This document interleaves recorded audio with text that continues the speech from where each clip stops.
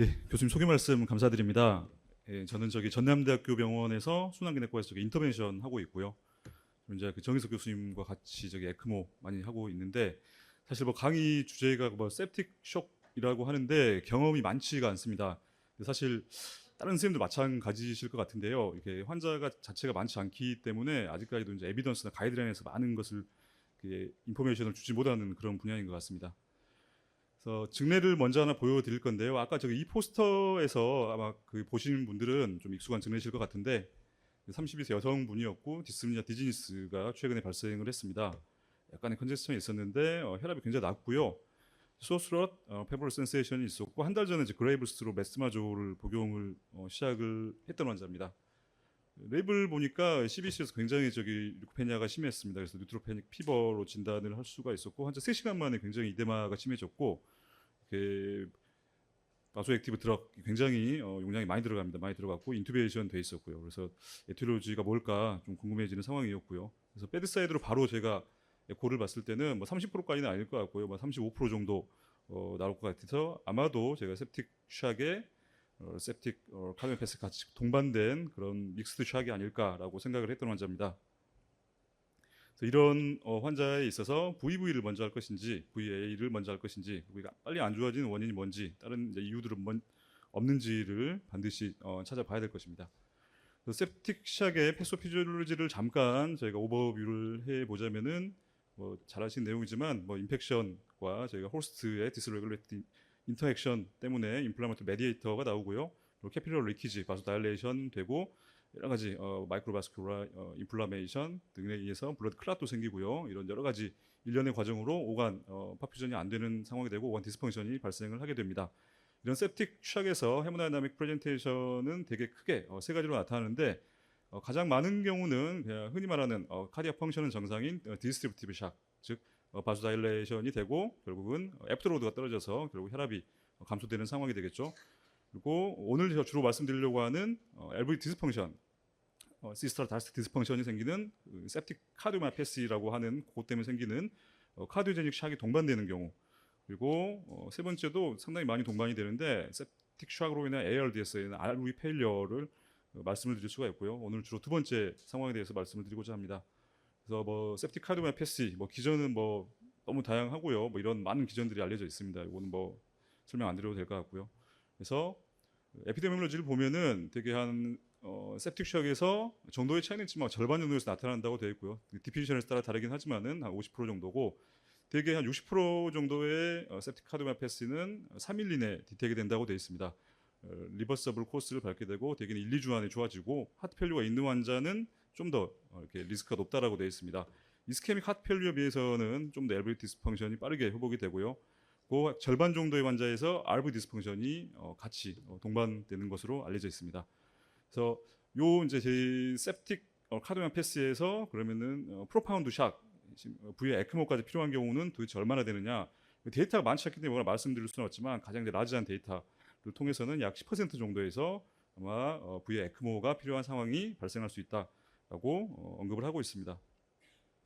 에크모에 대해서 잠깐 말씀을 드리겠는데요. 에크모는 당연히 이렇게 오간 퍼퓨전을 위한 장비이지만은 에크모에 조금 이제 어두운 면이 될 수는 있겠습니다. 그래서 이넌 엔도사라이드 서킷의 서피스, 블러드 인터액션이 발생을 하고 인플라메이션, 코아구레이션 시스템 액티베이션, 이뮤놀로지 시스템 액티베이션, 이런 여러 가지 상황들이 발생을 하는데요. 요거를 이제 보시면은 이 서피스에 이런 피브린, 스루머스, 류코사이트 굉장히 이런 콜라팅이 돼 있고요. 아까 처음에 봤던 septic shock의 패소피지올로지 거의 비슷합니다. 딱 봐도 거의 비슷한 상황이 되고요. 인플라메이션 아주 많이 생기게 되고, 실제로 아주 많이 보던 필름이실 건데 보면은 돼지 그리고 휴먼에서도 보면은 에크모 적용 후에 런과 인테스틴에 굉장히 인플라메이션이 시간이 갈수록 심해지는 그런 상황을 보실 수가 있습니다. 그래서 이제 결국은 이제 에크모와 제가 인펙션, septic shock 같은 경우는 사실은 좀 상충되는 면이 굉장히 많기 때문에 일반적으로는 제가 에크모를 생각을 하지는 않습니다.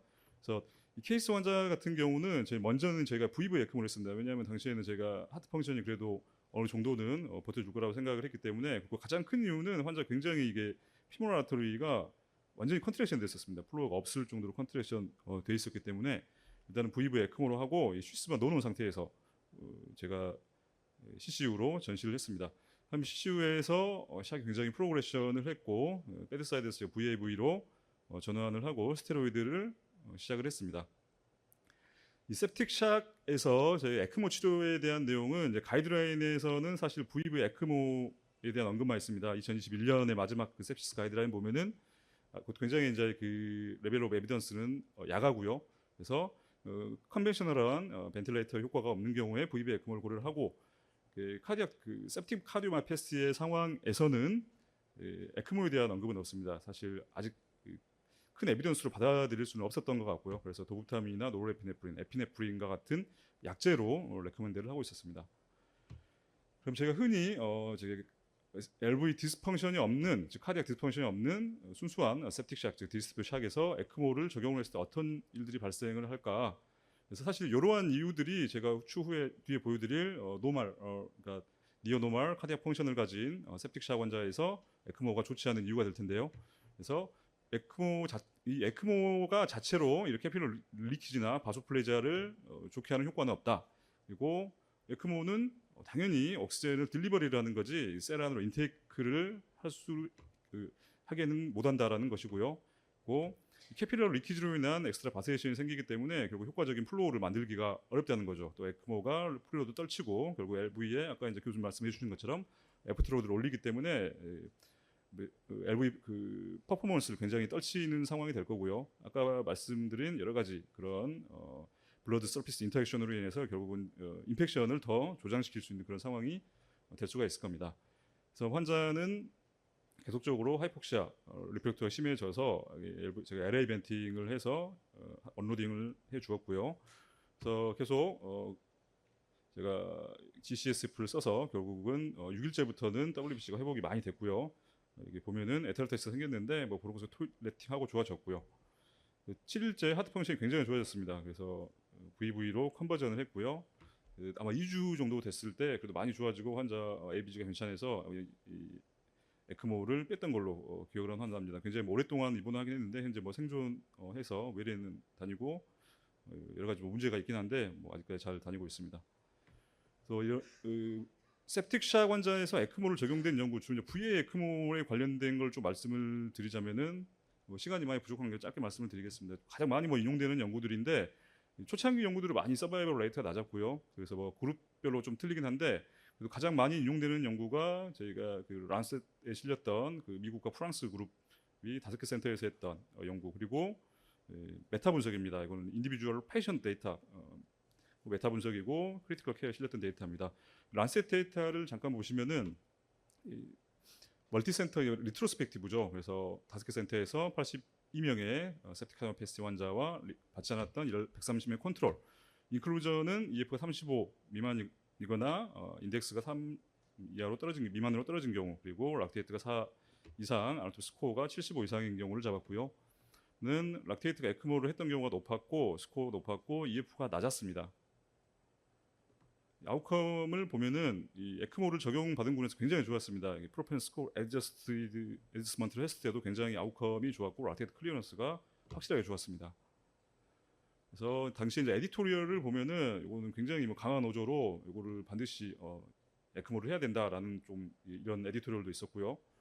메타 분석을 보면은 메타 분석 상당히 많이 있는데 이거는 이제 인디비듀얼 페이션트 메타 분석에서 상당히 좀 그 로버스트한 에비던스에서 좀 보여드리려고 하는 거고, 보면은 전체적으로 이제 여러 많은 연구들이 들어가 있고 이제 서바이벌 레이트를 보면은 약 36%였습니다. 초창기 연구들이 많이 서바이벌 레이트 낮은 연구들이 많았고, 핵심 포인트는 저희가 이젝션 프랙션별로 굉장히 다르다는 거죠. 서브그룹을 보면은 20% 미만인 경우에는 서바이벌 레이트가 62%였고요. 35%는 42% 좀 떨어졌고 35% 이상인 경우에는 더 낮았습니다. 그래서 EF가 낮은 경우에 원래 septic cardiomyopathy는 에크모를 적용했을 때 예후가 좋았고요.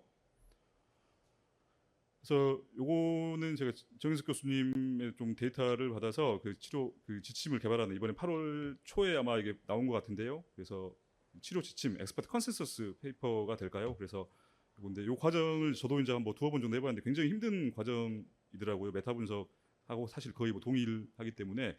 그래서 여기서 보면은 뭐 VV 에크모가 있고 이제 VA 에크모는 아까 이제 그 보여드린 란셋 페이퍼가 가장 이제 로버스트한 에비던스라고 생각을 하고 있고 이 에비던스 자체는 낮을 수밖에 없습니다. N수가 너무 작고 스터디가 많지가 않고요. RCT가 없습니다. RCT가 없기 때문에 그래서 이런 페이퍼들의 데이터를 근거로 해서